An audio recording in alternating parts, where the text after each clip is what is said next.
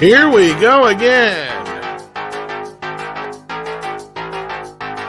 Get ready for your 4K news breakdown, and we're here to answer your questions and more. I'm Tom Connors. With me is Valliant Renegade. How you doing? Doing good, and good to be back on another Wednesday night with 4K for you, live at 5. I love that. Zontar already firing in a super chat here. Look at this. Awesome. 2000s anime produced in 480p are being released on Blu-ray with more episodes per disc uncompressed. 4K discs have a use even if they can't rescan or upscale. That's true. Mhm. I'm surprised a lot of those wouldn't have been done in film, though. That's strange.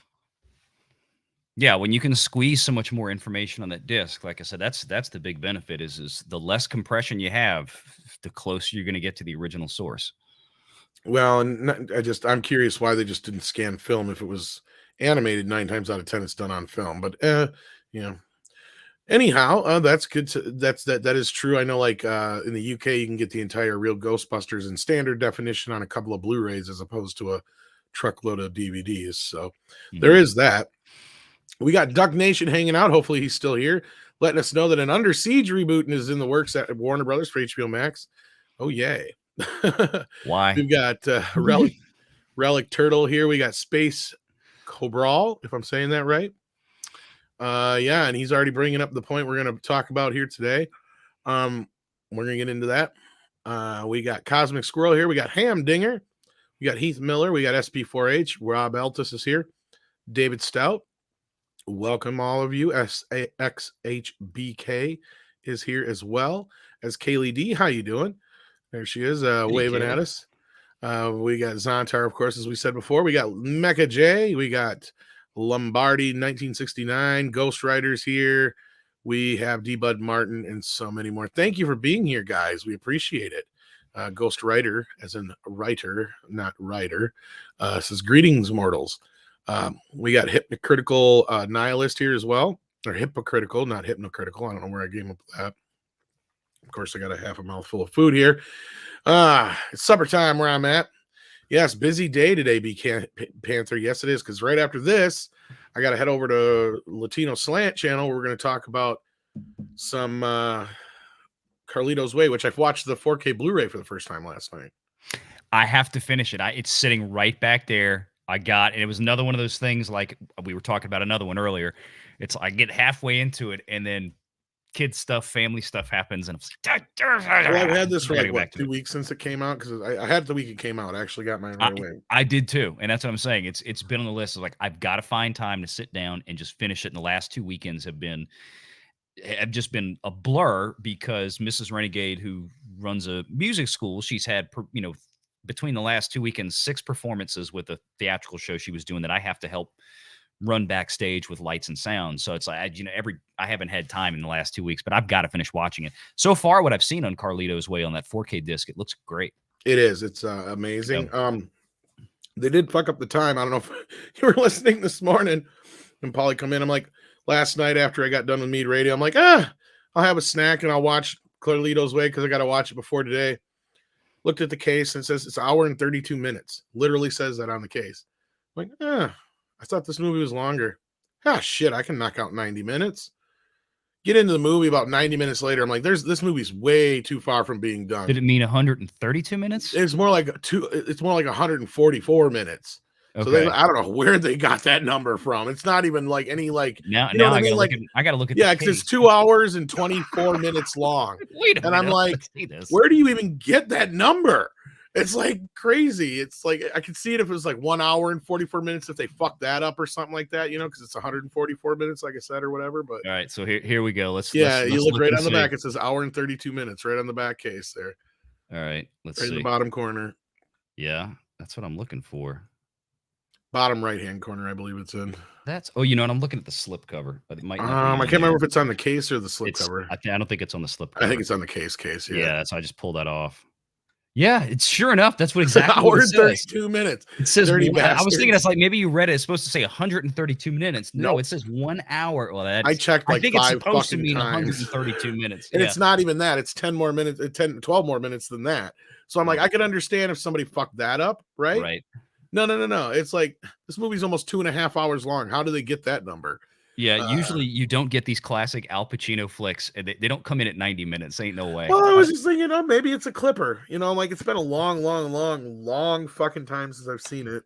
Yeah. So I was like, oh, maybe it is a quicker movie. It's like I knew when I got the Scarface 4K and I watched that, I'm like, I'm gonna block out like 3 hours right now, because by the time I stop, I mean it's a because long Scarface movie. is 2 hours and 45 minutes long. Yeah, that's what I'm saying. You gotta block 3 hours out for Scarface, man. But that was another one that looked amazing. That's you why need me. I'm the bad guy. That's why I was excited about this one because I'm like, they're doing a good job with these things. No, but look wise, the Mhm. scan is beautiful. Mhm. The sound is great. It's a DTS-X mix, which is basically their equivalent of Atmos. Yep. Sounds amazing. Yep. DTS is who works a lot with like IMAX. It does a lot of the IMAX stuff. So it's just it's their own version of their uncompressed audio format for everybody out there watching. Yeah, but I believe it's also object based, just like Atmos is. It's a 7 point whatever or plus mix. Yeah. And then we got Steven who says, "Hail, Tom and Valiant." Well, hail, Steven. How you doing? Then we got Ghost Rider who asks, "Did we hear the rumor that Lucasfilm wants to replace Luke and Ahsoka now? Didn't KK try that with Rey and once already?" I don't know about that, but then we're going to talk about 4K today. That's what we're here to talk about. Yeah, I think Echo Base did a piece on that. I haven't had a chance to watch it yet, but check out Echo Base. See what they got going on when we're done here. And we may talk about it later in the week if it's something that keeps popping up. But yeah, first you get the money, then you get the power, then you get the Lucky Charms. Speaking of great 4Ks, that's also a wonderful release. But now that it looks like we got most people filing in here, let's run through our early parts of the news. I don't remember if we covered this last week, but No Time to Die will hit 4K on December 21st. It's out for rental right now, but the 4K Blu-ray will hit the market on December 21st. Criterion's first 4K release, Mulholland Drive, hit the market this week. So hopefully, for those who have had a chance to check that out, it lives up to the Criterion name, because I will be getting that soon as well. I just haven't got mine yet. I can't wait for Citizen Kane. That's the one I'm really interested in. And that one, when is that one hitting? First week in January, I think, if not second week. It's like okay. early part of January. I thought it was still a couple of months away. It might be a little bit later in January. It's January. I know it's January. Okay. We got a date for The Last Duel, which is December 14th. That, of course, is the Ridley Scott film. Other than that, we had a few rumors like Singing in the Rain, a couple other classics, but nothing solid, so I don't want to get too deep into those yet. On the non-4K, but potentially 4K side, this Nightmare on Elm Street box set from Shout keeps popping up. Now, last time I checked, my guy said there was no truth to it. Warner Brothers has been keeping Nightmare on Elm Street very close to the chest for two reasons. One being they want to do another reboot or sequel or remake or something, so they want to hold off until then. And two, for HBO Max, obviously, which it's on right now. But more art popped up again. And my buddy Greg over at Fanzine asked me about it. And initially, the art that popped up for these was like the first 4 or 5 films in 4K. Which, again, like I'm saying, if you're going to do these, do them right, get them out there in 4K. Yeah. And I want all 7 of them in 4K. I don't care about the 2010 film, but at least the original 7 Freddy films. And Freddy versus Jason, if you could, would be nice. So 8 films, whatever. But then another picture of an entire box set, much in the vein of the Halloween and Friday the 13th box sets, dropped.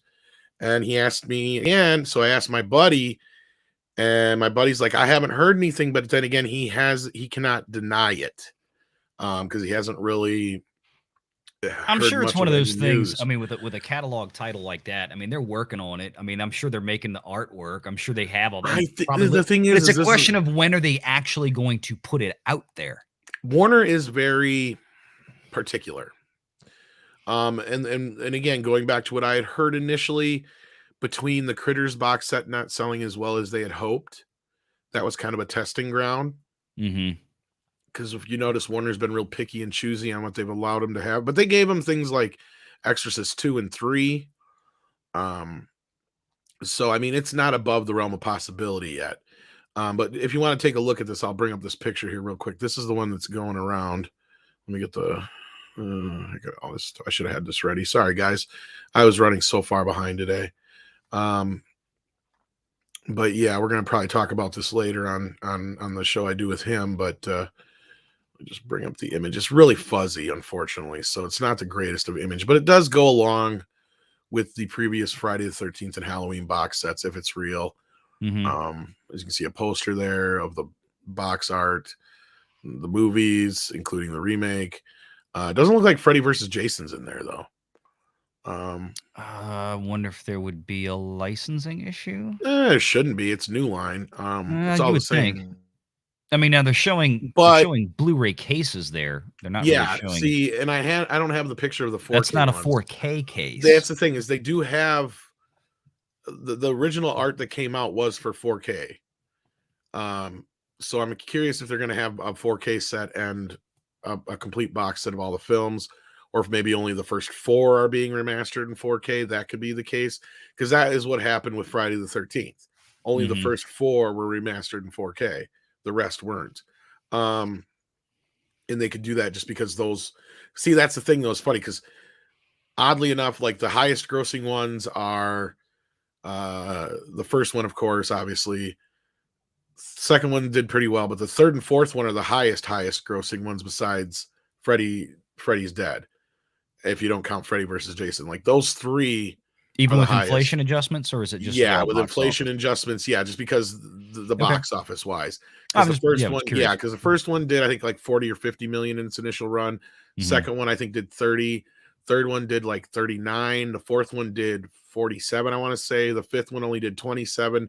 Freddy's Dead did like 30 something, and the New Nightmare only did like 15. It was really bad. I don't remember anybody. I mean, I remember seeing it, but it wasn't in the theater. I remember going to the theater to see Freddy's Dead, because at that Freddy's point, Dead did really well. What year did that come out? 91. 91?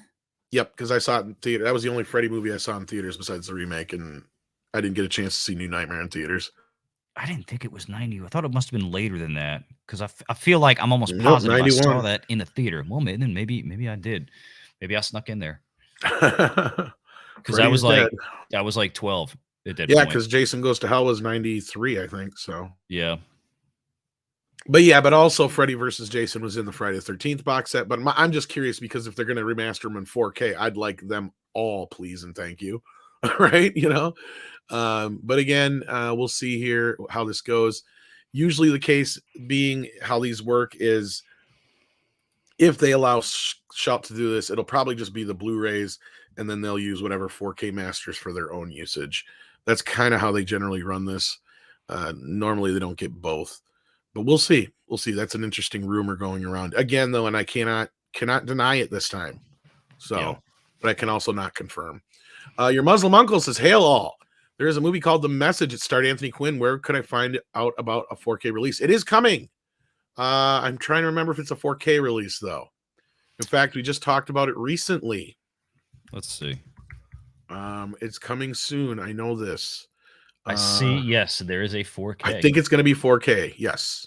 I'm looking at it. When does it say it's coming out? Because I know it's going to be. It does not have a target date. I think it's first quarter of next year, probably. It says early 22 from Shout Factory. Yep. I know it's been announced. So look for it in the first quarter of next year. You're good to go with that one, your Muslim uncle. It is finally coming. And speaking of the devil, here's Greg.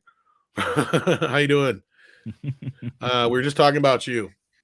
But we just finished that up. So again, I cannot confirm or deny, Greg, but we'll get into that a little bit more with you later on. The other bit of news was you got to watch a new movie this week. Or would you call it a movie? It's more of a Blu-ray album, which I know is interesting. Oh, yeah. I mean, I used to love these things. And as somebody who used to, again, work in high-end, audio and home theater stuff and selling it and designing it, installing it, all kind of, we had all kind of stuff that we used to demo. And I think we talked a little bit about this in the very first episode of 4K for You. But it was always, when DVD first came out in the late 90s, of course, you'd take a pick of running an action movie or whatever you had in the early DVD releases. But the great things were when they actually started releasing concerts. Like, I'll never forget, one of the things that we always ran in the store was the 1997 Eric Clapton Unplugged. I think it was an HBO concert. If I was HBO's Unplugged, VH1. VH1's Unplugged. Yes, thank you. And he had that great concert, and that DVD was outstanding. And Massive. yeah, I mean, the album was great, the DVD was great, and it's pissed me off for the last 24 years that they have not made a subsequent release of that in either Blu-ray or 4K. Nothing. You better have the DVD of it, because that's all there ever existed as far as I've ever been able to find. Then this gem came out. This is Eric Clapton in 4K, The Lady in the Balcony. And this is basically, it's a lockdown session. Couldn't do concerts for a year and a half like a lot of these artists did. Like, I have a Blu-ray of one of my favorite guys, Kenny Wayne Shepherd. He's a blues rock guy. People probably remember him for Blue on Black years ago. I think he even made an appearance in Blues Brothers 2000, if I'm not mistaken. I don't remember that movie very well, because I didn't care for it. If it's the guy I'm thinking of. It could have been. I mean, Blues Brothers 2000, I mean, that was 20 years ago. Kenny Wayne Shepherd, he started in 96. Yeah. So yeah, he'd been about 20 years old, because he's when he got started, wasn't he like a young guitarist kind of thing? Oh yeah, he was. His first album that was came him. out. I'm pretty sure that was him. He was 16 when his first album came out. Then. Yeah, he's my age. He's 40. He's like 42. But this is awesome. The quality of the 4K on this is great. Anybody who is a Clapton fan, there is a Blu-ray in there as well. I will say I mean, this is definitely one of the more expensive Blu-rays you'll buy. It's $35 on Amazon right now. But it's music but it's. What do you think I used tip for last night? There you go. I'm glad you put it to good use. So, excuse me, and I'm still getting over a cold. Sent me the link so I can make sure I got it. Yeah. Yeah. So you get the Blu-ray and you get the 4K disc in here. No, this is also out on CD as well, I saw. It is. Like, in fact, I already have it in my Apple Music library, because I pay the monthly family subscription because we use it so much. But you get a very nice little book in here, an art book, and, kind of some messages from Clapton. So what they did was, Clapton went out. I want to make sure I get the name of this place right. It's in the UK where they did this. And they wanted to go do this at like Royal Albert Hall and all these kind of places. These famous places couldn't do it. And they wound up finding this place in Buck Hall is where the room they were in. And I'm trying to find the name of the darn house. Oh, shucks. I'll find it in a minute. But anyway, right. They went out. They basically rented this place out in the country in the UK and just picked the set. And they went through it. In fact, it's got a lot of the songs he did at the 1997 Eric Clapton Unplugged. And it was great. I mean, he starts off with Nobody Knows You When You're Down and Out, and he just kind of goes from there. And the whole thing is just, they're all just sitting around in this room, this great big giant open space. The acoustics are gorgeous. It's uncompressed, it's uncompressed audio. I have not run it in surround sound. I listened to it on my upscale 2-channel system here.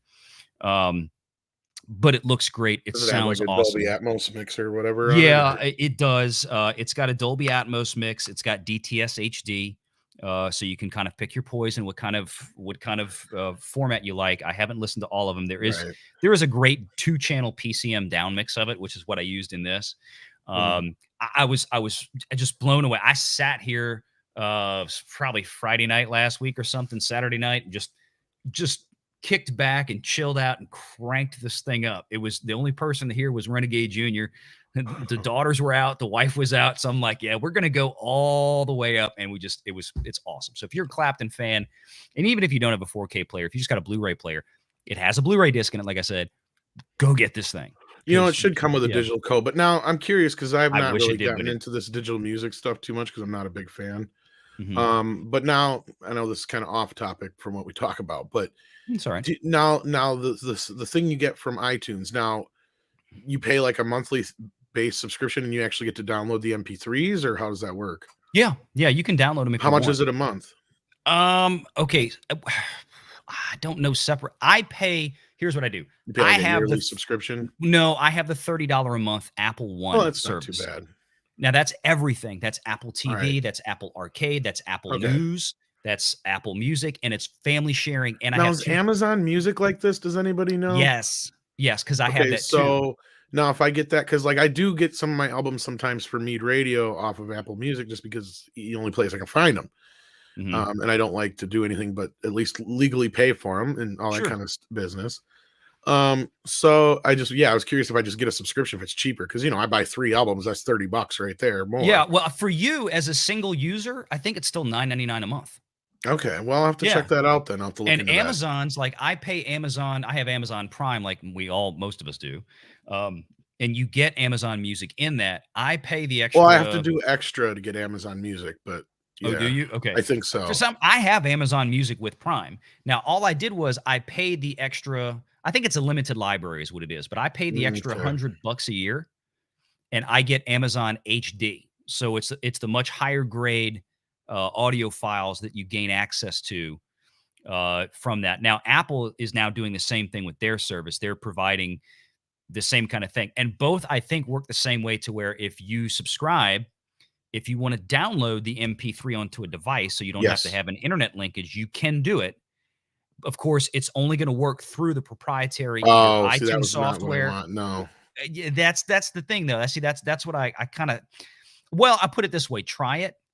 Try it. It can't hurt. Spend $10 and figure Right. and see if it works. I just soon if I'm gonna if I- yeah if I'm gonna I think pay for as anything, like, long as you yeah, maintain the subscription, because you're like gonna be I like okay. to be able to actually have the because for me to be able to do it through the thing, I have to have the file to Right. yeah. But Right. anyway, I'll look into that later. That's a totally other subject. But Cody guy is Mhm. telling us we have a culture raid. So welcome all of y'all Awesome. coming over from Culture's house. Samurai Vader sent us in $5. He says the anime industry does not seem to want to invest money on scanning those film prints, or are incapable of doing so, or they're just lost. I'm more than willing to bet it's probably the latter. Considering how well anime and things sell, and when you're selling things like Cowboy Bebop at Walmart, I mean, that tells me things are selling. Yeah, so the money's there, the demand is there, but I'm willing to bet it's probably more of the latter, that the original negatives and film is probably lost. And depending on how they handled things, it's not completely out of the realm of possibility. Especially once something gets 10, 20 years old, it's hard to say.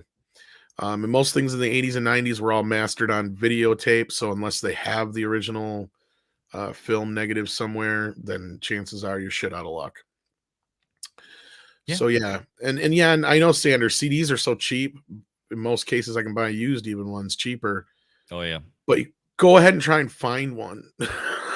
Well, Especially if a new release, you're even new shit more releases, shit. yeah, Yeah, it's tough. But older stuff, like we have a Second and Charles, around that has all that kind of people just get rid of their CD collections or right. their and you just go there and you pilfer through old CDs, There's old been some records. stuff that skipped over CD and went straight to digital. Like I've got like albums that I have on LP that I know are not on CD, but Hmm. they have the digital versions, and I've been tempted on certain ones because I want that more cleaner quality version of it, right? I Hmm. tend to try and get a CD and a vinyl of each if I can. And most music, if it's digital, I won't buy a vinyl anyway. So, Yeah.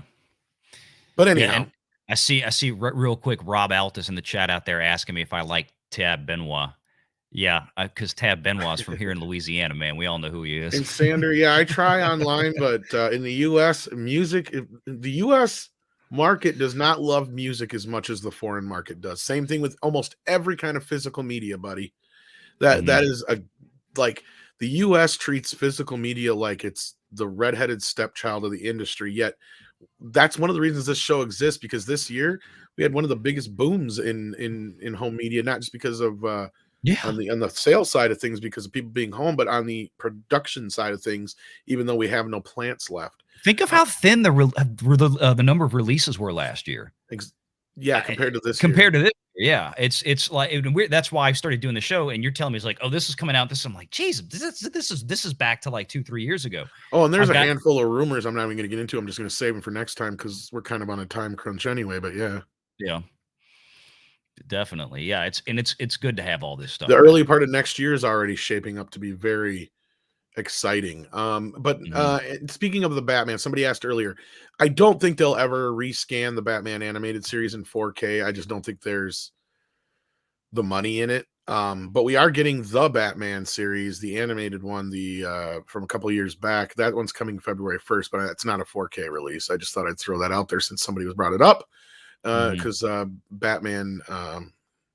Batman Beyond and the original animated series are already on Blu-ray, so there you go. And right now, yes, this is. I'm glad Planet brought this up. I was going to bring this up anyway. He was reading my mind.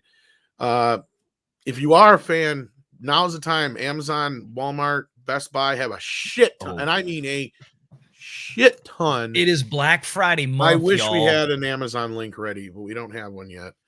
Yeah. But you got everything from the brand new film The Green Knight's going for $9.99 in 4K. Godzilla vs. Kong is going for $9.99 on 4K. You can get the Justice League trilogy for $55.99 right now on 4K. Gattaca is only $9.99. The Forever Purge, V for Vendetta, all for $9.99. F9, tons and tons and tons of Oh, I newer know one 4K box films. set I've already got my eye on. I'm gonna go. I Yeah, mean, it's not on 4K. It's on Blu-ray, but I'll yeah. take it. But it's Sherlock from the Yeah, BBC. I saw that one here too. Yep. Yeah, I mean, I'm like, Nobody is also another new one I wanted to bring up. Yeah, that one's also $9.99. And I Mortal bought that a Kombat. couple months ago. Yeah, but I'm glad I got it a couple months ago because I enjoyed that movie so much. You can pick up Uh, Ghostbusters right now. It's not the steelbook that everybody wants to get their hands on from back in the day, but that's also $9.99 right now, and mhm. so is 300. You Home can get Alone, this. Yeah, Home Alone. perfect Is a great in one. time for the holiday season, Yeah, and great one. not the new one, not the Not crappy that new one, crappy new one. the real one, I've the real watched one. bits and pieces of that piece of shit. Yeah, Let me tell you what. I didn't Um, even give it a second. No, Elysium's going for $9.99 too right now. I wish I'd have waited. Oh, um, there's so much. I'm looking at the Joker's going for $9.99 right now. You can get the Alfred Hitchcock 4K Classics collection, which includes Rear Window, Vertigo, Psycho, and The Birds, for only $35 right now, kids. That's a hell of a deal. There's a Yep. couple other ones I've been waiting for to be cheaper, but I did pick up a few. I grabbed a few that I didn't have already, that I've been waiting for. So a couple of the ones I've been waiting for. You can get Space Jam right now for $9.99 as well.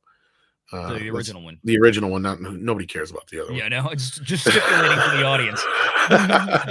we don't talk about that. No, and I mean, like last year, I see like they've got Die Hard too as well. Mission Impossible Fallout for $8, Yeah, seven you can ninety get the nine. entire. Well, on Blu-ray, you can get the entire Well, Mission I was gonna Impossible say I stuff for bought the dirt whole cheap. 4K box set last year, I think on Yeah. Black Friday, and I think I spent $30 on all Oh 6 wow. movies, something like that. It's stupid, just stupid. Yeah, but yeah, there's a whole bunch of stuff. So this is, guys, to the point that Tom's made. This is the time of year that if you want to build your physical media Yes. library, this is when you go batshit, because stuff right now, it's like I said, these deals are already out there, and they're only going to get, as we get Yes. closer to Black Friday, they're only going to get better and more. So Yeah. there's going to be, so you just have to watch it. You can go to Amazon, or like, I can use I've been using Blu-ray.com. Yeah. Blu-ray.com is what I was going to say, because they link everything in. You go Yeah. to one page and they say, here's all the movies that are on Black Friday blast right now. And they update it several times a day. They're tied into the Amazon website. So, and of course, if you click the link through their website, it helps them out. It So, helps them out. But yeah, yeah. someday, hopefully, I hope we are in the works of trying to get our own Amazon link, so then you guys can help us out Oh, that'd be if you buy cool. the Yeah, stuff yeah, yeah. out that way. Mhm. But without further ado, let's get into the main bit of news here. The first topic of the day is the Mad Max news. I was supposed to get this, but I haven't got my hands on it yet. You said you haven't got it yet either, correct? No, I have not. Yeah. Well, it turns out there's a bit of a sound issue. I guess this is only on Mad Max 2. I thought it was on all 3 films, but re-looking into it, I guess it's only Mad Max 2, so Road Warrior. So I should have picked a better picture for the for the show, but oh fucking well. Maybe I'll fix it for the re-upload. The audio problem, according to Bill Hunt of the Digital Bits, it appears that the Mad Max 2, which promised a new Dolby Atmos mix as well as the previous 5.1 and original 2.0 audio tracks, does indeed include a new Dolby Atmos mix, but that mix alters many sound effects and is missing a number of others. And if those who remember, this is not something new to Warner Brothers. They have done this many times over, more recently with the Batman films, or at least the first Batman movie I know, and Superman and a few others in the past. But the problem is the 5.1 and 2.0 art tracks are there. They're just not the original tracks. They're the fold downs of the new Atmos mix. Now, for those who know what I'm talking about, people had similar issues with Psycho recently. So for those who are not too happy, I mean, now granted, Psycho was a little bit different situation because they didn't add as much to Psycho. Like most of what was there, so like the fold down you got from Psycho was technically close to the original mono mix, but yeah, this is something that has been upsetting people for a while. And even myself, who I usually go with whatever the new mix is, and I'm not that big of a stickler on sound effects per se, like a gunshot or a punch here and there don't bother me, or car crash, whatever. Now, if it's something specific to a prop or something like that in the film where the sound is important, that would bother me. But like when it comes to just certain ambient sounds, I'm willing to let that slide as long as it immerses me in the experience more. That's all that matters to me. But I understand purists at heart. I understand people who not only want the original sound mix in its original form, whether it be mono, 2-track, whatever, even if you're doing a certain upgrade, you should do one that is more true to the original mix for those people. And at least have it as an option. Yeah.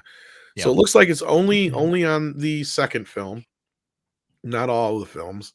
So keep that in mind, kids. And it's entirely possible there's something that may have prevented them from going back, to get that original. I would like to believe that, but this has been a common problem with Warner Brothers. And in other words, I don't plan on them fixing it.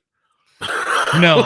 At this point, what's done is done. But I wonder what they're doing that all of a sudden they're, because they come out with some of these discs, just laziness, I think. Yeah, older films. It's like they make it. Hey, we've got the original monaural track on here, or something like that. So well, that's the thing is a lot of companies are generally pretty good about doing that, specifically the boutique companies, right? But I mean, it can get aggravating, especially people who grew up with Batman and they know what the original sound effects sound like.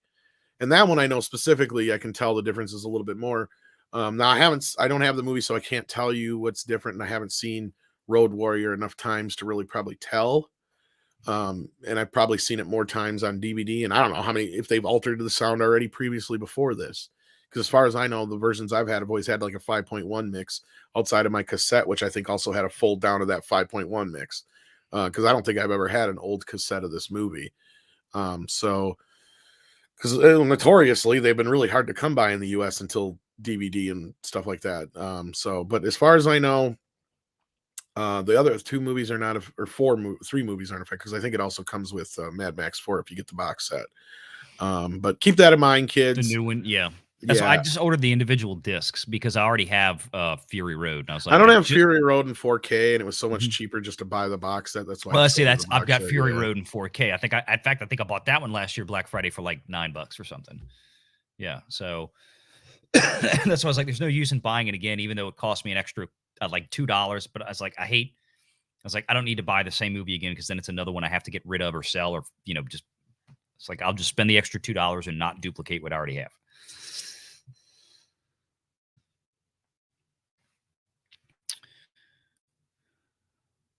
I was just responding to something real quick. Yeah, that's the case with that. Yeah, it's not like a huge deal, but it is an aggravating situation.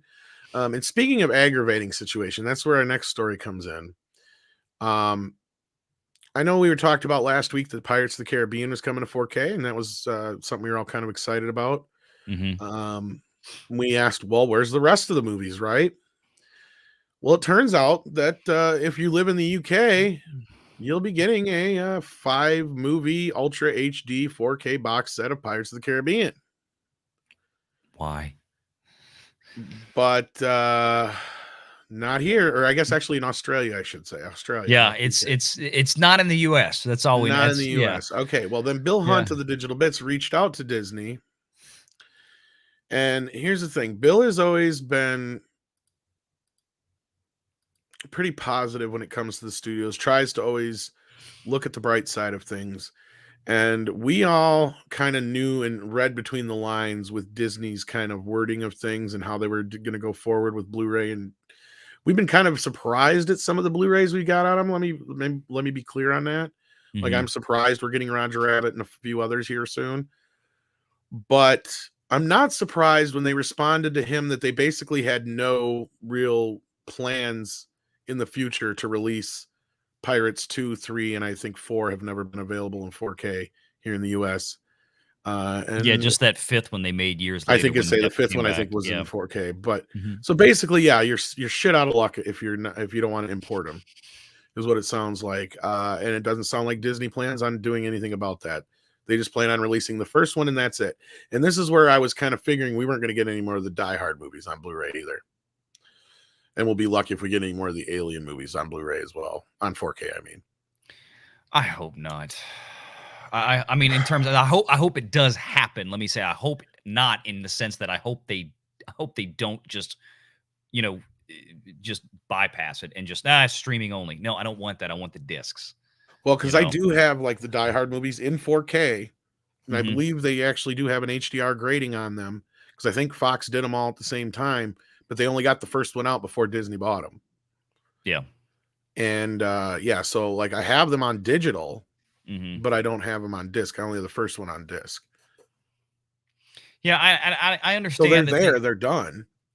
they want to force people into, watch it on streaming and this and that. but Disney look, Plus. Yep. yeah, I think there's still a market to have both, because as long as, and this has been Disney's problem, and let me posit this theory, is that I think, or at least I hope, one of the things that Chapek said on the earnings call last week was, in order to maintain the subscribers you have, a robust library does a great job of that. But in order to bring new subs in, you need a constant parade of new content. They've been stuck in limbo, obviously, for the last year and a half with producing that content. That's now all coming up to a head now. So in the next 12 months, there'll be a ton of new content coming on Disney Plus. Point being, I hope this will allow them to open up the floodgates a little bit more in this classic library and produce some of this physical media, because if the driving force at that point is a wealth of new content, then hopefully some of these things like Aliens, Die Hard, especially some of these Fox properties they bought, go ahead and put them on physical media, because you'll probably make several million more.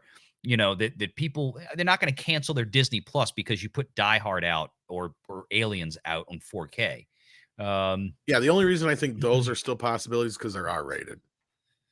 Right. Well, yeah, those aren't going to go on Disney Plus. They would go on Exactly. FX or Hulu or whatever other library that Disney Right. is going to carve out. And I don't even Like, know if Hulu can handle 4K yet.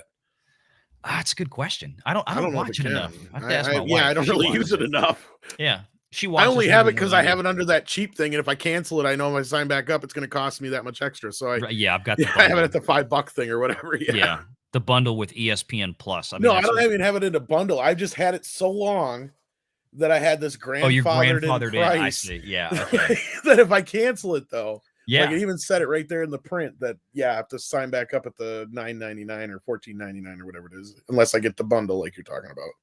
Yeah. Yeah, absolutely. Yeah, I'm looking for, I mean, I want Aliens. And Cartoon Man Alien already has been out on 4K for years. It's it's none of the other ones that have. That was And the see, only Aliens one. has a problem is that I think James Cameron has to sign off on it. Yeah, That's we the were other talking problem. about that before. Yeah. Now And they could do 3 and 4 and whatever if they wanted to, but who wants He's got those? his head so buried in Avatar 2 for the last 15 years or whatever. And I guess Hulu does support 4K, so that's good to know. There you go.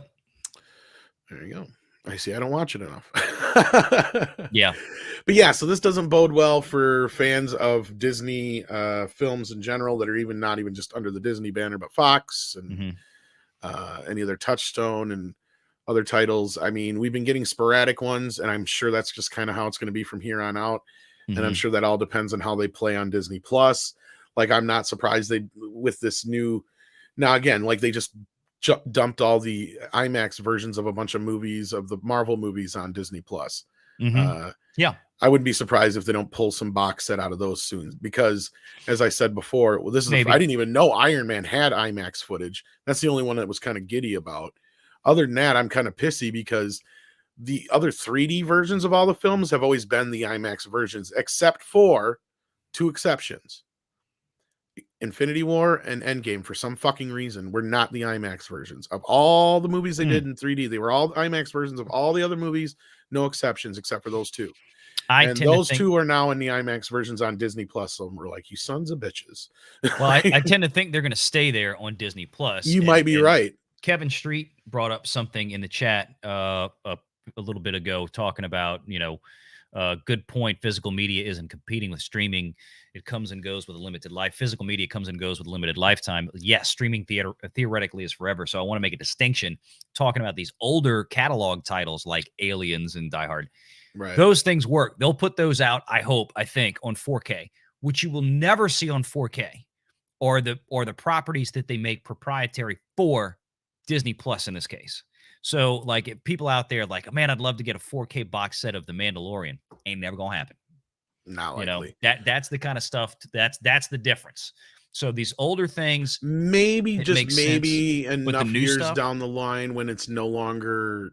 Yeah, maybe like 10 years from now, something. Yeah, like 5, that. 10 at least, because but like, I mean, when by it's that not a point, draw. Yeah, we don't know what the state of physical media in terms of new physical media. There's that point as well. And Stanley, you're not wrong on this, but it all depends on what format they put it in. I know sometimes it's a little bit closer to a 16:9, 185 kind of thing. But they're doing the 185 thing with these. I don't know if that's the true full format they filmed them in or not, but that's the compromised format, like the Christopher Nolan films. Yes. Yeah, we talked about that last time with The Dark Knight. And you watch it on the screen, and it can be a little jarring where it goes from here's your 2:3:5 aspect ratio, and all of a sudden, bang, 16:9, and then back to 2:3:5, and then it's not terribly frequent, but there's probably about 5 or 6 depends moments. on the movie. Yeah, in that particular movie, in The Dark Knight, there's some of them in like the Guardians of the Galaxy one. I'm just, why didn't they just film this one? Because like so much of it's an IMAX. You're just like, it's almost at that point, it's like just do the rest of it. Just be done with it. Just God. Well, but they also wanted to. Was that the first or the second one? I can't remember which one, but one of them has almost a complete movie is almost an IMAX. The first one I think has like the most scenes outside of this. I think the second one is almost in complete IMAX. I think the second one, because I remember they made a big thing about the second one. I think that was the one. Yeah, I mean, it has still some, but it's mostly IMAX. It was okay, because they always talked about in that one. This is the one where they first used the red Helion, which is a 6K might camera, have a bunch in it 6K too. I don't know. digital camera. Yeah, and I didn't get to see Infinity War, so I can't speak on Infinity War Endgame because I have never seen the IMAX versions of those. So. Mm-hmm. Yeah, and you're right. It is almost like the old TV aspect ratio, but there's a compromise they do, and it just depends. Yeah, it's not quite 4:3, but it's closer. It's right in between. Let's put it that way. Yeah. Yeah. And I did get a little bit of an update on the Nightmare on Elm Street thing. Even if it is true, it's looking at like a 2-year timetable just because of how backed up everything is, my guy pointed out. So, and I have not heard of any of them anywhere being in any facilities. And I usually get kind of rumors coming through,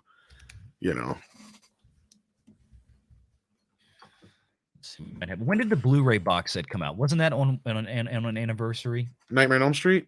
The original one? Oh God, that was back in 2019. It came out. That's why it was the 35th anniversary. So here you go. Here's my bet: 2024, because that will be. That's about right. 40 years, because I looked it up. It's 1984. That'll be 40 years from the first considering Nightmare on Elm time Street. of the year. That's 2 years. That's about right with that window. So there you go, folks. You heard it here first. We're betting 2024 for Nightmare on Elm Street. Yeah, we'll see. If not, they'll maybe try and edge it in for the end of next year's or end of 2023 for Halloween, perhaps, just because. But we'll see. But all right, I think that was the two main topics we had today. Was there anything else that you knew about that was coming? I'm trying to remember. Was there anything else? Nothing that really. I like you said. I think we kind of hit the high points as far as things of big interest that are at least immediately on the horizon. We can grab some questions, of course. Absolutely. The Pirates. Look, I was a big Pirates of the Caribbean fan. I'm looking forward to that, and I'm going to try to get a UK copy or an Australian copy.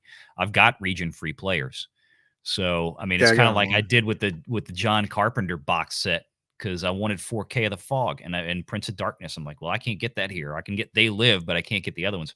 So I was like, okay, I'll buy the UK version and I play them on the machines. I'm fine. So if that's what I got to do, I'll do it. Prince of Darkness just came out not too long ago, actually. As a single in the US. 4K, yeah. Shaw did it. Okay. Good. But yeah, well, the beauty is 4K is region free regardless, and then you're just talking about for the Blu-ray special features and all that stuff. You got yeah. It used to be so and they started that with DVDs, folks, way back when. Where it's like you bought it in region 1. That disc would only work in a US player with a US disc, and fortunately it's kind of fallen apart since then as we progressed. Yeah. Yes, a 4K is region free. The 4K discs are, yep. But 9 times out of 10, they put all the special features and shit on the Blu-ray only. Well, that's what I was gonna say. Yeah, on the Blu-ray stuff, and then that's where you get in trouble. So, yeah. Let's see here. I tell you, I'll just as a fun little piece of history, and I'm almost tempted to go grab it, but it's on the other side of the house. First time I ever bought anything that was non-US in terms of media, because for whatever bizarre reason, it was the same issue. Star Wars: The Phantom Menace. They did not release a Laserdisc copy in the US. I don't know why Lucas chose not to do it. No Laserdisc in the US. I went onto eBay, and I don't remember how much I paid for it. It's probably $50-$60. And of course, this is back in 90. When did it come out? 97, 98, something like that. And I bought 99, actually. 99. Okay, 99. And the video didn't come out till 2000, but yeah. Yeah, but I got a copy of a Laserdisc. It was a Japanese. Yeah, Japanese. Yeah, Japanese. I still have it, and everybody laughed because, like, when I would play it, like, oh man, this looks a lot better than the VHS and all this. I'm like, well, yeah, because at the time he hadn't put them on. The DVDs came years later. Right. Years later, and like, oh, it looks so much better. But they would get to the pod racing scene. And when you had the aliens talking, at the pod race, instead of having the English subtitles, it was in Japanese. Katakana and kanji. Oh, was it? And it was great. It threw people off. What the hell is that? Oh, it was great. So that was, but I've bought those imports before when I've had no other choice. Well, Darth Hoster says need some Blu-rays of the Puppet Master series. Well, there you go. That's what I got right there in front of your face. Nice wooden box. Wow. Yeah. I never really got into that series, but I mean, that's an impressive set. It's nice. Yeah. I think you can still get that, and then I think there's been a couple movies since then, but yeah, it's a nice box set. You can even get more of the little figures to fill it in too, but they're not cheap either. They're like $12 or so a piece. I'm like, fuck that for little rubber guys. I've got the other figures. Yeah, I'll probably show that one of these days on my physical media pick for the week on Fanzine's channel. One of these days, I'd planned on it. But yeah, so let's see if we can get some quick questions from the chat. I don't know where we are down the line, but I see Simon Parkin. I know. What's he got? Talked about that one before. Talking about a solo release of Lawrence of Arabia in 4K. Oh, is that one of the only ones that hasn't been released yet?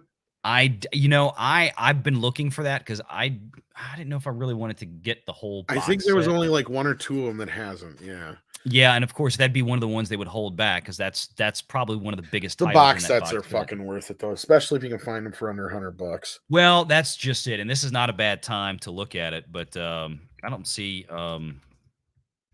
Well, the first box set was really limited, and I know they did some reprints because I think there is an image on Blu-ray for a solo 4K Lawrence of Arabia. Well, no, it's just a placeholder. It says no release date. So I was gonna say, I think that's the only one that. Maybe there's one other one out of there that hasn't put. Yeah, I mean, I did hear though that with the second set, I'm not so sure they're going to do the individual releases right away, or at least for a while, because the second set they just come out with, the red box, that one I heard they did a lot more copies of because they underestimated the first set. I would believe it, and that's part of the reason I heard that they put out single releases too. Oh, I'm sure. So yeah, like I can recommend it. Like the second box set, they all got, both of them have like decent enough titles for most people. Out of the 6 titles, you can find at least, I think, an average person can find 4 that they like.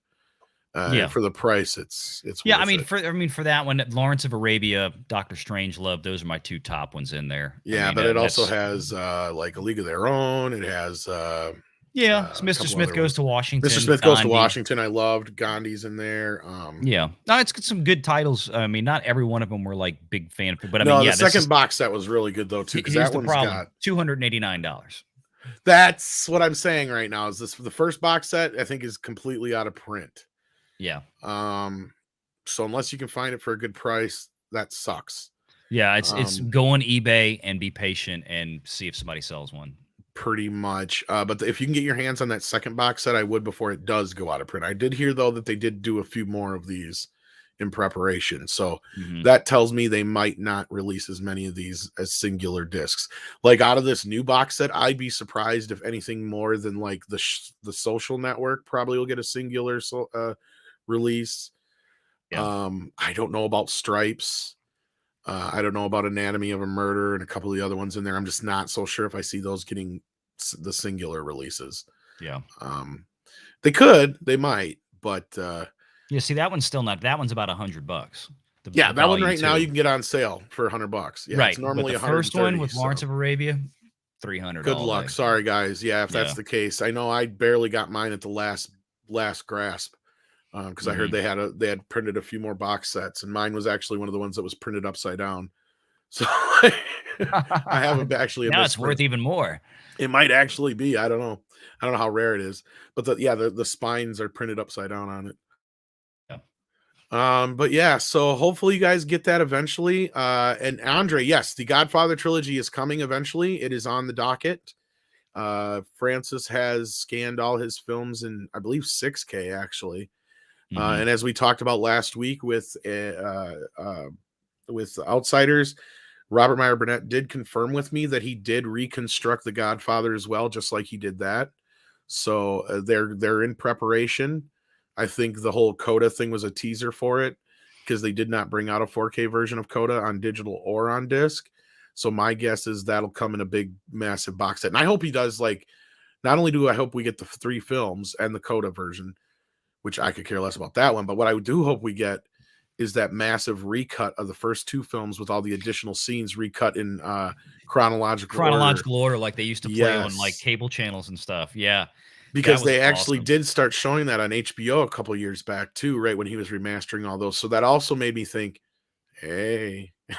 And then when the way he did The Outsiders, I wouldn't be surprised if that's the case. I was about to say that. It's just like that was kind of a premonition as far as I was concerned for what we could see with The Godfather in 4K. And look, that's something to where if he put, take the original 3 films as their theatrical release, put in another set in there of just what you said, doing the chronological cut of 1 and 2, I'd spend some money on that. I would absolutely spend some money on that. I mean, I'd go $100 for that kind of set for those 3 films. Yeah, especially if you get all the couple different cuts and all that kind of stuff. That's what I'm saying. Like, give me everything and take. Well, and he did that with Apocalypse Now. We got all the different cuts. It was a beautiful set. And I'm assuming we'll get the same thing here. Francis has been doing an amazing job. And of course, he's getting up there in years. I'm sure he wants to make sure everything's kind of. Oh, he wants his legacy intact. He wants to leave everybody with the best thing he possibly can before he checks out, and his estate winds up dealing with it, or his daughter. What's her name? Can't Sophia remember. Or one of the other is it Sophia Coppola? Yeah. The one who was in Godfather 3 that played Mary, folks. Yeah. So yeah. We don't want her messing with him. And as far as I know, The Heart of Darkness is in the box set I got, Joshua. I know there's some now I know depends on where you're from, Josh. I don't know if you're from the US. If you're not from the US, there are some places where Studio Canal only released like a single disc version or some shit like that. But in the US, the only version that's out there is the 4 or 5 disc version that I got. And I'm 99% sure it's got Heart of Darkness in it. Now, it may not be in 4K, but it's still HD at least. But all 3 versions of the movie are in 4K. That I know. You get the original theatrical cut, you get the Redo cut, and you get his final cut, which is kind of a mix between the 2. So there you go. Oh, is it 6 discs? Yeah, I knew it was like massive. It's like Blade Runner with the 15 different cuts. Because I mean, it's you get 3 versions of the 4K movies. You get the 3 versions on Blu-ray plus the bonus features and Heart of Darkness. So like you got all these discs. Yes, it's amazing. Mhm. I could dub the Godfather if I had to. What movie was it? Oh, the Good, the Bad, and the Ugly. They actually redid some dubbing for that recently in the new version. You know, they where was I watching it on? Oh, it was on HBO Max, right? Isn't it right now? It might be. Yeah, Which no, it version is. is it though? That's what I'm trying to remember now. Because the theatrical cut is available in 4K right now, but the restored version they did, God, almost 10 years ago now. Not even. I know, yeah, it was on HBO Max. They actually had like Clint and what's his face come back in and do voice, and then they had some other guy come in and do for Lee Von Cleef because he's gone. Yeah. But they had to pick up some stuff for all the additional scenes. I don't remember if that's the one I watched, and the reason I remember it is because it's on HBO Max, because when they put Cry Macho out, they basically elevated a lot of the Clint Eastwood titles that they had in the catalog up to, the front of the line in terms of the HBO Max interface. So when you had Cry Macho, you had all these other Clint Eastwood titles right below it, and that was one of them. Yeah, I mean I've seen the extended cut. It's been a few years, and I tested it up against the 4K version, and it still holds up pretty good. That's one of the few discs MGM did a good job on, but that's because they had to reconstruct it from top to bottom, and the new Kino Lorber disc is coming from that same master. So it's kind of like and it adds like 20 minutes of footage. It's like and it was already a long movie. Yeah, and they actually had, like I said, they had, what's the other actor, guys? Help me out here. The other actor besides Lee Von Cleef and Clint Eastwood that was in the movie. He's also in The Godfather 3. God damn it. Yeah, because he plays The Ugly. Come on. What's his name? I know. I can see the shot on screen right now, and I'm like, what is his fucking name? He sits there. Yeah, he dies eating a cannoli in the opera house. I know who you're talking about. I can't think of his name. But they had him and Eli Wallach. Thank you so much, Rob. Yeah, somebody had to Google it. Thank you, Rob. Yes, Eli Wallach. They had Eli Wallach and Clint Eastwood actually come back in and do their ADR for this new version. Okay. And it might actually not even been that long ago. It was because I don't think is Eli Wallach passed now? I think he passed like last year or the year before. He had to have. He was damn near 80 years old. No, I know, but like, yeah, it was. It was really cool though, because they finished off the movie with all the stuff that never got put in and stuff. It was really kind of cool. But yeah, so that's out there. Simon Parkin's suggestion that they would love to hear Tom, Jesse, Doomcock, and the rest of the crew doing a reading of The Godfather. Do you have any idea what you're asking to happen? Do you have any idea how long that stream would go?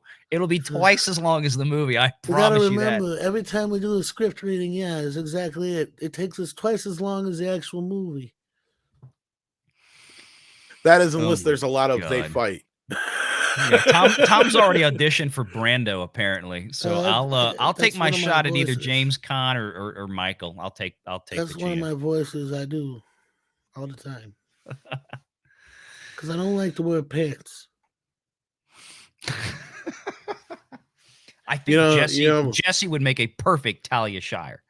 Brando would never read he would never memorize his lines either. In fact, 9 times out of 10 he would never read the script.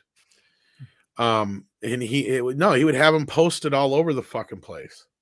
In fact, in Superman the movie, when he's talking to Kal-El as he's putting him in the ship, his lines are pinned to the kid's diaper. Because he never read the script until the day he come on, and he goes to Tom Mankiewicz, I think it was. He goes, I read the script yesterday. He goes, what? You didn't read it till yesterday? He goes, yeah, I was afraid it was going to be crap. He goes, yeah, and he goes, this thing's a fucking Valentine. He goes, this thing's a fucking Valentine to Superman, and I'm so glad to be here. He's just all gushing then, but like he's like before that, he's like, I was just afraid it was going to be crap. And you got to remember, they hadn't done these superhero movies before. So On the Waterfront 4K, isn't that out already? Or am I thinking of Bridge on the River Kwai? I think. Yeah, well, I've got Bridge on the River Kwai. I can assure you that is out, but I don't know about On the Waterfront. I'm going to look right now. There was a couple of classic ones that were announced recently. There's a Criterion of that. 4K waterfront. UHD. No, Not yet. nothing showing up in the search. No. In fact, the only thing Blu-ray has is a digipack from It is on. Well, it is 2013. on. I see Criterion did do a version. So for right now, that looks like it's probably the best one. Yeah. Val Kilmer's right around here.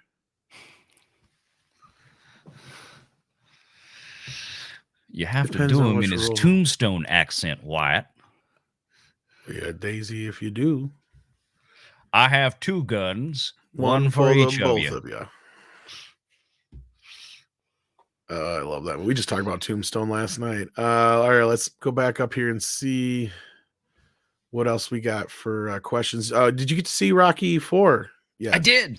Yeah, I remember we talked a little bit about that. So Yeah. that's kind of set up. But yeah, were you as impressed as I was? I said, sound like you were a little bit more impressed than I was anyway, I would say. I liked it. I mean, look, I was always a fan of the 4 Rocky films and you know, the newer one, Rocky Balboa. The 5th one I never discuss. So, that's the one I actually stood up for it the other night.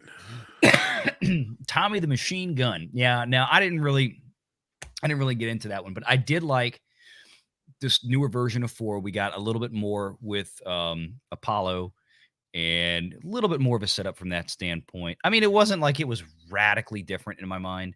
It just gave a little bit more weight to the beginning before they jumped into the, you know, the fight with him and Drago right off the bat. So I did like it. And you know, so, hey, that was $20 well spent. I'm always going to support the Rocky films. Stallone did it again, you know, so gotta support the guy. Hey yo. No, I mean, it's not like I hate it. I mean, I got a lot of flack for my fucking review, but it's like it's the same movie almost, but it's missing a half hour. They're like, oh, but it's all these alternate takes. And it's like, yeah, but alternate takes don't make an alternate movie unless it's like a big difference. It's like I said, it was just, I appreciated it. I liked how I thought it especially striking with the second ending that they shot, that we got to see that. You know, where instead of, you know, like in the original film, I always thought it was kind of stupid because you've got the guy who's playing Gorbachev effectively. They're all kind of standing up and clapping with the crowd nervously. And it's like the Politburo wouldn't. No. Like, I mean, there's I like the ending on this where they get pissed off, they get up and they storm out. I mean, you know? I'm kind of with Andre though. He hasn't seen it yet, but he's like, so basically, you know, it'd be better if some fan cuts all the footage that was added to this version into the other version. I said, yes.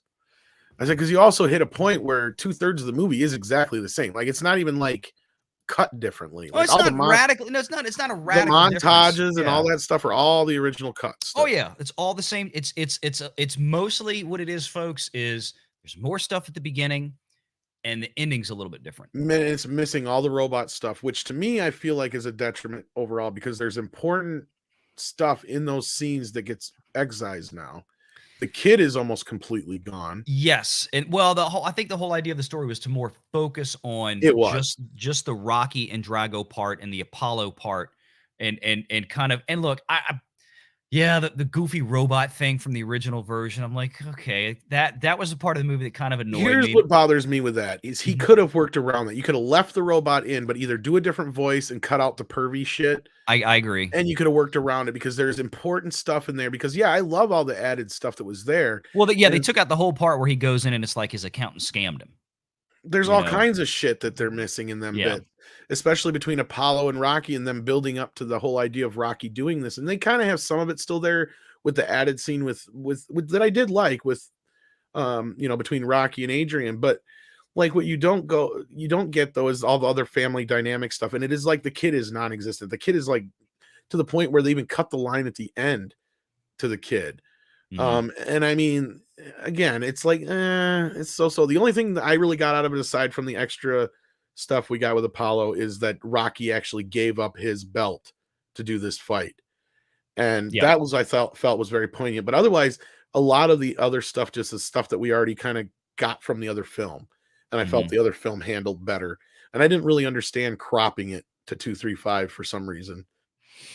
Yeah, I think He wants to make it look more cinematic, but it's not more in line with the other films. Well, I grant you that, but I think the reason he did it was so that it would be more visually distinguished from the original cut version.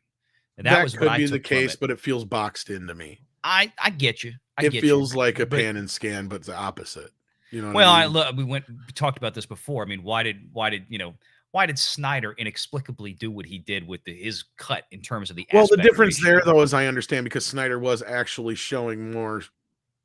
He more was. Screen. He was trying to bring in that this in, but case, it also Sly gave is actually taking away half the screen. Yeah, but I know I think it was just more about he wanted a visual differential between. And it would have been different if he went back to the original 35 and like zoomed out a little bit and blew it up a little bit more. You could gain a little bit more on the sides and not lose as much on the top. But I'm assuming that they didn't have any more, or he would have done that. Because to me, again, I get it, it's an artistic choice, and it's probably one of the minorest gripes. But hopefully this is just a sign that we're getting a new box set, because I know the first film is in 4K, but it's not released on disc yet. And of course, Creed and Creed 2 are. But none of the other films are mastered in 4K that I know of. So obviously part 4 should be, obviously, if they did this version in 4K, it has to be. Exactly. And some of these, and that's the thing, is some of this I can tell just by watching it. Some of it comes from the negative, and some of it just comes from an inner positive. So, and that's all the stuff that's recarried back over from the other Rocky 4. Yes. Yeah, and that would make sense. I mean, you don't have to, reinvent the wheel here, but they do have to go back and try to get a better version of this footage that we've never had before in the film, and try to find the best they could. And that's probably where the best they had probably was an inner positive. Well, I'm assuming they'd let him do this probably because they are scanning the films for a 4K box set. That's what I was. Yeah, that was gonna be my next comment. But exactly. And it only makes sense. And as Simon Parkin here says, Rocky 5 is the movie that does need the better cut, and there is a better cut out there, but Sly didn't direct it, and sadly, the director is no longer with us. That's one of the only films of the Rocky series he didn't direct. The first and fifth film are directed by John G. Avildsen, who went on, of course, to make the Karate Kid series. He directed the first and fifth film, and that's probably the only reason he dare not touch it.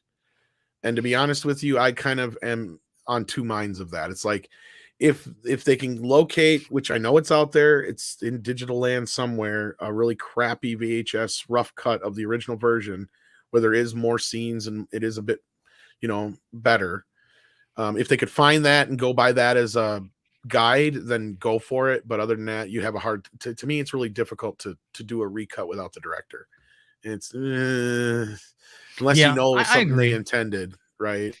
Like I said, it's I didn't hate Rocky 5, just so everybody understands. I didn't hate the movie, but it just out of the original 5, before we had that long break before Rocky Balboa, it was my least favorite of the bunch.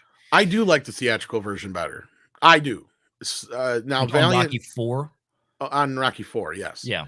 I don't. You sound like you like the newer version a little bit better. I don't know. No, I wouldn't say I like it better. I think it's different. I like it. I like it probably the same as I like the theatrical versions. I just have different reasons why I like each one. And I think for a lot of the points that you brought up, like I said, I didn't look at this and go, "Oh my God, it was so much better than the original." I think my comment to you was, "No, I really enjoyed it," and that was it. It was a different take. There were some things that I liked more because of the Apollo Creed stuff. I did appreciate that, and it was a more focused movie on just Rocky avenging his friend. Well, my other basically. problem is I brought up is I'm curious if somebody who's never seen the film before will get the same experience, because it almost feels like you had to have seen the theatrical cut to enjoy this version, because like if you don't, because there's so much missing from it, like I almost feel like you have to have known this stuff. Exactly. I think if you've never seen Rocky 4 and your first experience is watching this new version, I don't think you're going to walk away disappointed at all. But if you've seen the original version, like Tom is talking about, and there's all these elements that were missing, and that jumped out at me as well. I'm like, hey, there's no robot scene. There's no Rocky loses all of his money and all this kind of stuff. But it's the way they focused the narrative into one, this just right on this thing with Apollo and Rocky and taking out Drago, and they kind of trimmed all this. I think, like Tom said, there's a lot of good things to have in there in terms of the family element, the family dynamic, and all that stuff that happened, which I liked. I didn't dislike it. This is a different take. I like it. but not more so than the original. Let me put it that way. No, I don't hate it, but I compared it to like Godfather Coda. Like it wasn't really necessary, and it doesn't really do anything to change the movie overall. Is it a better version? That's debatable. Like I would actually argue that the Godfather Coda is probably a better cut of Godfather 3 than this is a cut of Rocky 4. That's my problem. But see, I didn't have the problems with Rocky 4 that I had with Godfather 3 to begin with. That was gonna be my next point. Yeah, exactly. And that's the other problem with all three, the first 4 Rocky films is they're already damn near perfect to begin with, so they really didn't require any upgrades. I mean, and that was the thing with Coda. They were trying to fix things yeah. that people had long complained about with Godfather 3 for decades. Which he really didn't fix. All he did was make Godfather 3 feel more like the first film. He just recut the movie to feel more like the first film in sequences and in tone and in the way it just kind of tracks, because otherwise the movie it's all there. He doesn't really add much. The subtraction part, he doesn't really take all that much away either. In the Godfather one, it's just like, yeah, it's kind of like this. It reminds me of just kind of like this little experiment that the director wanted to do. And I have no problem with that as long as the original's available, right? And again, I never have a problem with somebody doing that, but I always have an issue when somebody's doing a new cut and they take shit away, right? Unless there's some good reason for it, I don't understand. Like the only example I can think of right away is like the Donner cut, right? Because clearly there was entire sequences that were extremely different from the other version. So clearly you're gonna have to get rid of that other shit, and gladly, because if that's even a word, gladly, because a lot of that shit I didn't care for as much. Because that was one thing the Donner cut did improve on it for the most part. But yeah, you very rarely get those kind of cases. Are you going to get another version that's vastly different than the original? It's not often. And I noticed some people it can feel very different, but to me it just didn't. I mean, I guess maybe it's because I'm used to seeing so many movies in different versions that unless something's massively different to me, it doesn't stand out. Because that's where a lot of people in the comments are like, oh, what do you mean it's this different take and it's that different take? And it's like, yeah, but is it really that different? Well, but it's going to appeal to different people differently is the bottom line. And I think, again, it's how many folks have, they remember Rocky 1, maybe Rocky 2, but then they really don't remember the films that came after that. And so they have this new version of Rocky 4 come out, and they have probably little memory of the original one. And this, like I said, they're looking at this. Hey, this I know Rocky 4 is one of the more popular ones, and that's another reason why I think they let him do it. Yeah. Because they knew that would be the one to sell more videos on its own besides the first film. Yeah, and I'd love to know how many sales they got at $19, this past weekend or week since. Oh, they got $14.99 out of my ass. Yeah, or was it 14? I don't remember. Yeah, $14.99 for the 4K HD, which isn't bad. I mean, it's still digital though, which is kind of meh. But it looks pretty good. But you're never going to get a hard copy of that. We might. That's what I'm hoping for. Is we're going to get some massive Rocky box set next year, which would be nice, or the year after. I don't know. But would they put that version that they just did expressly for PVOD? I don't know. Maybe they would. No, they'll put it in there. Like that's my point. Is they'll do a box set, but they'll only release Rocky and Rocky 4 as standalone editions. Get what I'm saying? Okay. Yeah. Because those are the two higher sellers of the 6 films. So. I mean, they may do the first 2 or 3, maybe, but I doubt it. It'll just be probably 1 and 4 they'll release individually. And then if you want all the films, you'll have to buy the big box set, I bet. Right. Which, I mean, I think I have, God, I bought so many versions of Rocky over the years. Pretty sure I have. I know I have the Blu-ray I have managed to, because the Blu-rays, they've just re-released and re-released and re-released the same versions over and over. I've bought more versions of Rocky on DVD than I did on Blu-ray. Because the initial box set I got at DVDs was like, most of them are like letterboxed, but not 16:9. And then they did a new box set, and then they did a special edition of Rocky for the 40th anniversary, which had a shit ton of special features on it. And then they did the Blu-ray box set.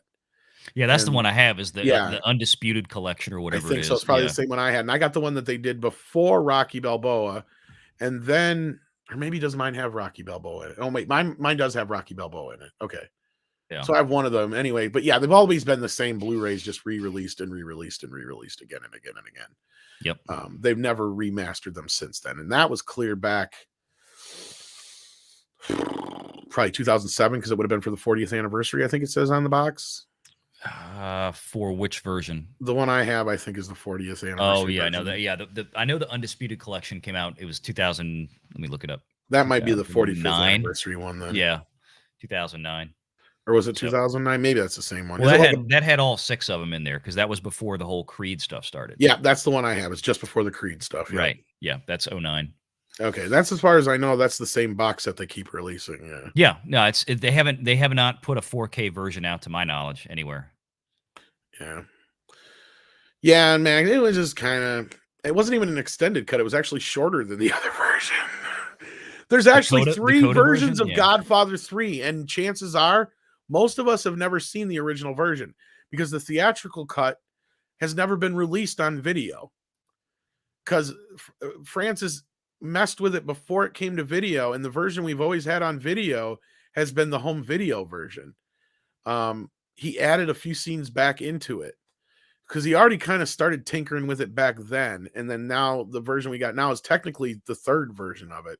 So I'm curious if we get all 3 versions of that film, it'd be interesting. But I think the other version is just a little shorter because he added, I think, like 2 scenes to it for the home video version because to help things make sense or whatever. God, I vaguely remember that from so long ago. Because if you noticed way back when it was released, it says like special home video edition or something like that on the original releases of it. Yeah. Because he added like 5 minutes to it or whatever. He may have cut something else out too. I don't remember what, but like it's been a while since I've watched it. I like I said, and I don't hate Godfather 3, but I don't either. It's just it's like everything. It's the least favorite of the bunch. You know. Well, my main issue is the cousin love and shit. It's pointless. I mean, and you can't get rid of it, unfortunately, because it's so tied to the plot. Yeah. That you can't even cut around it. And it should have just been, he shouldn't have been, well, the whole thing is he shouldn't have been Sonny's son is what it should have been. It just should have been somebody else's son or even Tom Hagen's son for that fucking matter. Well, they try to tie it back into that scene from the first Godfather movie where James it's banging the bridesmaid. Oh, it's dumb. That is some, like, come on, Francis, you're better than this. And then it's even creepier because you got your daughter playing the part, even though we know it was supposed to be Winona Ryder originally, which would have been a much better choice. But anyhow, that's a totally different conversation. Yeah. But yeah, the remastered versions we have already technically out there on Blu-ray, but they're so old Blu-rays that yeah, the 4Ks are going to look so much better when we get them. It's going to be a significant because I know the difference because look at the difference between if you have the old version of The Outsiders compared to the new scan, it's amazing or new release. They're all from the same scan, but yep. Yeah. So yeah, I think we're going to wrap this up then, kids. I didn't see any more questions or here we got one more. I was going to say, yeah, this look, which is the best director what movies do you like? Blu-ray 4K out there. Oh, I wish the Donner cut was in 4K. I don't think it ever will be. Yeah. I mean, look, I love the Lord of the Rings trilogy, the extended edition. That's probably that's the easy choice. Because there's even more stuff on the 4K in the extended editions than there was in the Blu-ray box set extended editions. Like more scenes. Like there's camera shots and there's lines delivered in there, and I know those movies pretty damn well. They are not in the Blu-ray because I've watched the Blu-rays a bajillion times. And when I got the 4K, I started watching right from the start, Fellowship on through, and I'm like, I don't remember that shot. I don't know anything about him adding anything, but I haven't watched him yet either. It's little stuff. It's subtle, but I kept watching it like I don't remember this ever. So, but those are great. And they look great. They look amazing. This is a tough question because there's not nearly as many 4K releases as there are Blu-ray releases. Yeah. And as far as like Blade Runner, the only version you can get in 4K is the final cut. I don't think they released like the 8 version set. No, the other versions are just in Blu-ray and DVD. Yeah. So that's what I have the Blu-ray version of that where you got 5, 6, 7, 8 different cuts in there, or whatever. Yeah, like most of the cuts are in HD, but then there's like a couple of them that are from rough work prints that are only in standard def. I think like the one cut is, but yeah, RoboCop 4K, no kidding. That'd be nice. Gimme, please. And not the new version, but original. That's a tough question.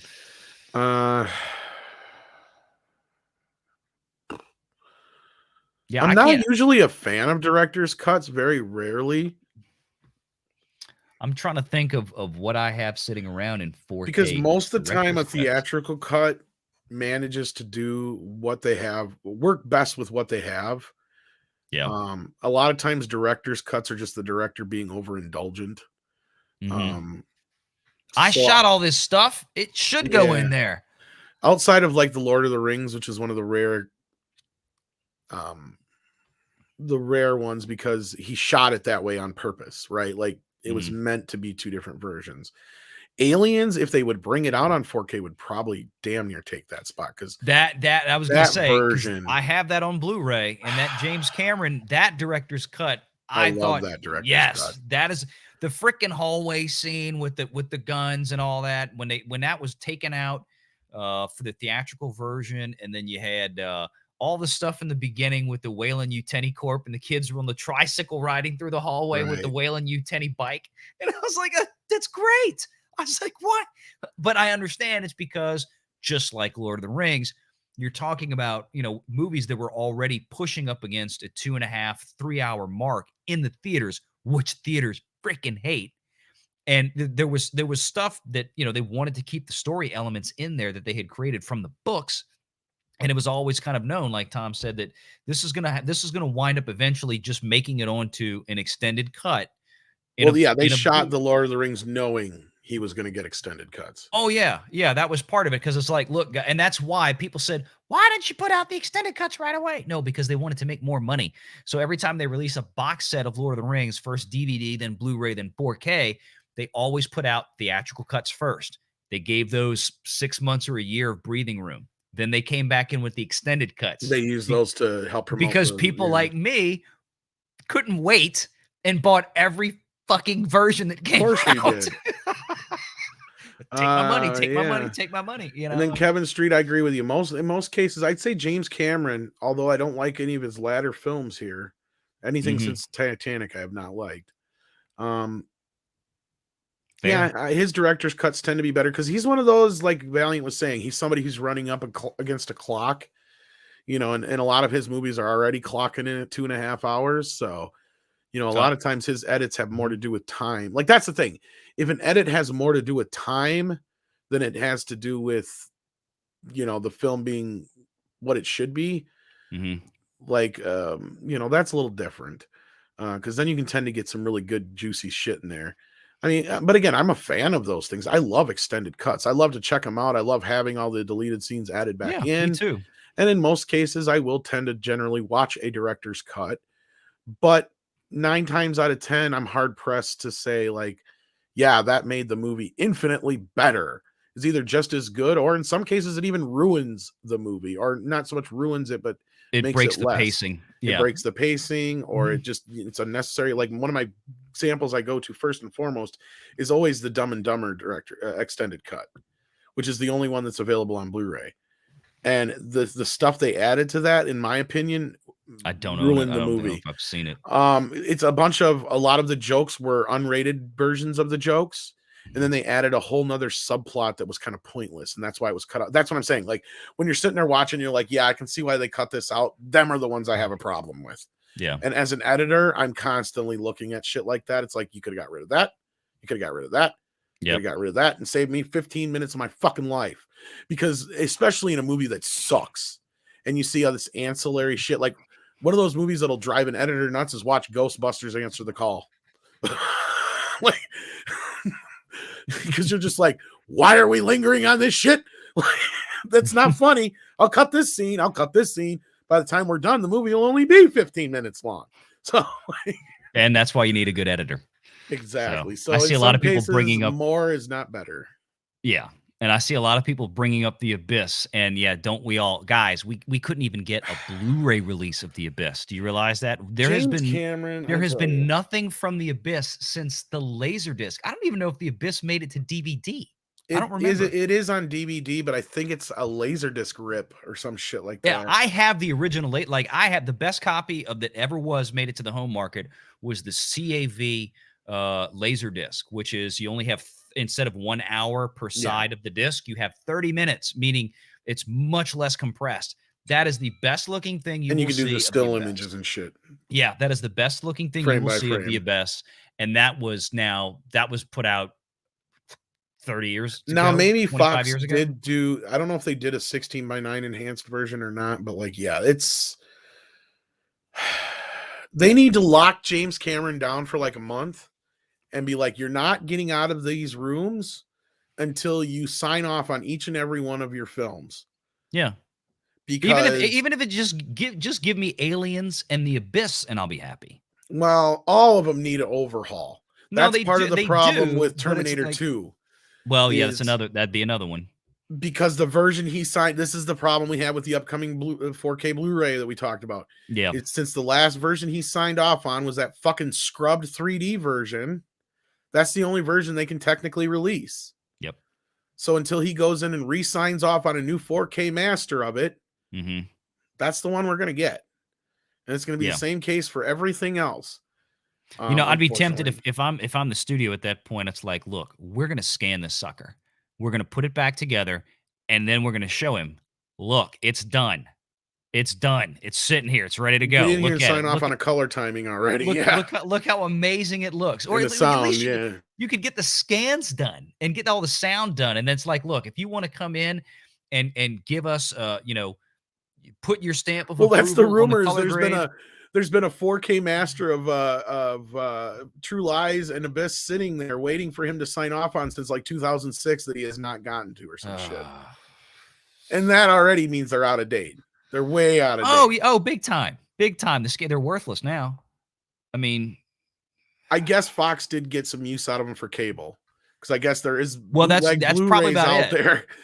Yeah, that's probably about it. Is they were used for television, but as far as and maybe some streaming, but as far as anything else, there is bootleg Blu-rays out there of True Lies and Abyss out there, but they're from what I know, the broadcast HD versions, which at best are you lucky is 720p. Oh, yeah, if you're lucky. Because by the time you get through all the compression shit and it's all depending on what you're recording. Especially with all the compression talk this week. Yes. That's been the last day. Oh my God. Yeah, I know. I was watching. Did you watch some of that? I'm laughing myself to death. Like, how do these idiots not understand? And then they're like, I'm sitting here screaming in Ricada's chat. I'm like, if they're watching it on anything but a computer monitor, it has motion smoothness on it. Turn it off.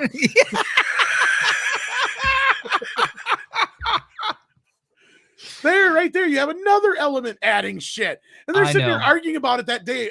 We're all screaming. All those tech heads are like, "Are you fucking kidding me? The average video you watch goes through 10 goddamn filters if you don't turn it off." Yeah, exactly. And I even made a comment on Twitter with him. I'm like, yeah, okay, you downloaded the file and it changed the file name. That's what you're saying. My 81-year-old mother knows better than that. Well, the funny part was where he said, "Oh, she should have known it wasn't the right one." It's like, you said it yourself that you noticed that it changed the file name, but you didn't tell nobody. You dumbass. I know we don't want to get off into a tangent of that, but yeah, I know, but just from the techie side of things. Exactly. It was all tech today. Are you fucking kidding me? And yeah, yeah. I'm listening to it while I'm at work, and I'm like, God, come on, you really? Anybody who knows anything in just the cursory terms of digital video is like, are you fucking insane, man? You cannot trust digital video. No. It's not film. You can't even really trust video because it's so fuzzy. And the prosecutor had a freaking he had a compression software on his computer. Yeah, I noticed that too. Yeah. And he's like, I don't know how this happened. And then a screenshot of as he's navigating to the file. Lo and behold, here's his compression software sitting in the menu. I'm like, what the fuck? Whoopsie. Oh God. Anyway. Yeah, I don't want to get into that, like we said, but yes, more HDR, less grain. Well, no, we want grain. Grain is good. Grain is our friend. But you don't want healthy, natural grain. Natural grain, yes. Yes, indeed. I want to see it. Yep. Yeah, because that's the best part about 4K is it makes it a lot less distracting. You can clean it without erasing it, because when you erase the film grain, you also erase details. Yes, as we got into. And yeah, so when you do digital noise reduction, yeah, you get rid of the fuzzies and the grainies, but you also get rid of skin, pores, hairs, depth and definition and detail that's naturally there. You have to take the grain with the detail. You can't wipe out one without wiping the other. But yeah, I really have a hard time answering that last question about the favorite director cut on 4K, because I wish I could say I like the director's cut of The Outsiders. Actually, I guess like The Outsiders would probably be, that's the one I guess I would have to say right now. Between that or maybe Apocalypse Now. Yeah. Between those two, good. because those are there's movies like Francis Ford Coppola, like that's the thing, is you're talking about a guy who has to cut shit out for time. That's why I love the Godfather, whatever it was called. I can't remember what it's called. But like You're when talking about the chronological cut. Yeah, is that what it's called? The chronological? I know that's the name. I don't remember. It has a name because it does. I don't remember what it is. I can't remember what it's called. But I know what you're talking either. about. Yeah. But like I love that version of those two films cut together in chronological order with all that added bonus stuff. It's like it's great. 10-course meal. Yeah. 10-course Italian meal, and it's just like every bit is as good as the last. Yep. And I don't mind it being cut out of order either. That's one of the few random times I'll be like, no, I like it this way. Like it builds itself better. Not that I mind the way that the original two films are cut, but specifically, I'm not as much. I know this is going to be sacrilege, but I actually like the first Godfather film a little bit, if not much more, than the second film because of that. Because of the intercutting of the two stories, to me, kind of fucks with the pacing. So, like when you see it in its chronological form, it really makes that second half of that story clip along much better, at a much better pace. And it's nicer to have the connection there between the young Corleone fading into the older Corleone kind of thing. And it really works real nicely with that scene, specifically in the first scene of The Godfather where he's still in the dark, because it really builds it up, right? Like, because like if you've never seen these movies before and you see it in that way, this is the first time you're seeing old Godfather since you've seen him as young, Robert De Niro version. Yeah. Yeah. Oh, look, I agree. I love that chronological cut, whatever they call it. And I hope we see somebody out there knows what it's called, but I can't remember. I can't either. It was the version they showed on TV for years, and then HBO was showing it every time it come on TV, I'd be like, watching. I was done for 5 hours at that point. I'm sitting on the couch. Is it like The Complete Story or something like that? I think it's called something like that. Yeah, because it was put together years before 3 was even a thought. Yeah. Yeah, it's been around a good long time. So, any case. Well, what you say, with man? That, I think we're going to wrap her up. We got 90 minutes in. We've had almost 200 people watching. We appreciate you guys coming back every week to the show. Please hit that like button. And if you haven't subscribed to Midnight's Edge or Midnight's Edge After Dark or Valiant Renegade, please do so. All the links are here. You can hit subscribe right here on the channel, or the other links for Midnight's Edge After Dark and Valiant Renegade are in the description, of course. And Valiant Renegade does stuff almost daily over on his channel, if not pretty much daily at this point. I'd say my goal is to try to get 2 or 3 out a week. I'm going to say you get pretty close to daily. And be sure to check out Mead Radio. Oh, the Godfather Saga. Is that what it's called? Is that what it is? I didn't remember that name. I didn't think it was called that. I thought that was just the box set name. The Complete Saga. That sounds more like it, maybe. Maybe so. Because I know Complete is in the title for some reason. Yeah, something like that. That's why I keep thinking I was just always call it the Chronological Saga, because that's what it is. But I couldn't remember. I can't wait if that's the case. I hope he does that. Oh God, that'd be so good. I'd love it. And considering how he's treated his other films, I would not be surprised. This is the one that's going to get all the love. Yep. So, all right. When Duck Nation says we did a good show, so does Bayona Rad. So thank you so much, guys. We appreciate you guys being here every week. You guys make this happen. Be sure to keep your questions coming for next time. We'll get some more. Hopefully we'll get some more guests in here too. I'm working on that. So we appreciate you guys being here. Take care of yourselves and each other. See you over on Latino Slant here in a little bit, and later on Fanzine's channel, where we'll be talking some more physical media stuff there as well. Take care, everybody.